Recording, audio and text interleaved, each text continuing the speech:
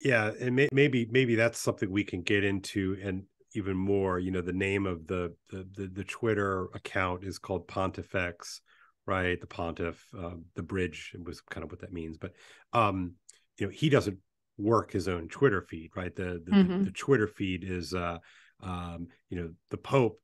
Maybe this is sort of a Vanderclayism or something, but like the Pope is not just the Pope, right? It yes, he's a person. His name is, his last name is Bergoglio, and his assumed name when he became the Pope of the Roman Catholic Church is Francis, the first of his name.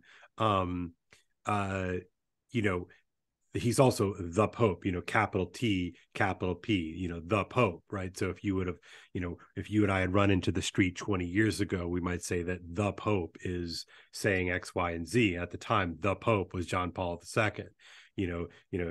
12 years ago, the Pope was Benedict the 16th. Street name Ratzinger, right? So, so that there's that part. Like, in other words, there's the office of the Pope, and then there's the assumed name of the person who is sitting in the seat of Saint Peter. Again, according to Roman Catholic theology. So there are these kind of layers to this, right? There's the Pope that you and I might run into if we walked into the room with him. There's this person, and he's wearing a white robe, and then there's the Pope that you see at an audience or at a mass at St. Peter's, and then there's the Pope that's on the TV screen. There's the Pope of the Twitter, et cetera. And so that there's it's a sort of a super entity that is more than just who he is in his particularity. So, like, when Paul asked me the other day, would the Pope have an audience with Jordan Peterson, and I immediately reacted, it's like, well, no, of course he wouldn't. Even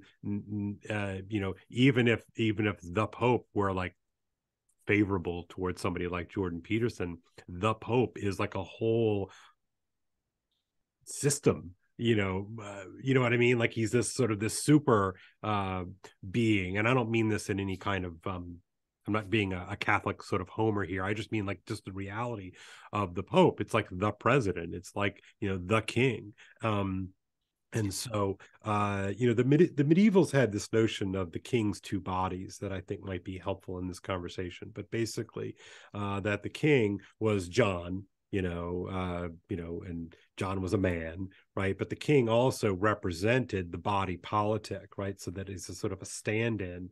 So that the king's two bodies was sort of something recognizable, that the king is never just the king, right? The king is also the king, and so the Pope is never just the Pope. The Pope is also the Pope. And so I think a lot of what now this kind of language probably is meaningless to people outside of the Catholic worldview. It certainly would be kind of meaningless to somebody like Jordan Peterson, because remember, Peterson's whole shtick. And it's more than that. I'm a fan. I'm sure people on Twitter will remind me of this all the time. I'm a fanboy, apparently. But his thing, right, is to sort of live this radically integrated singularity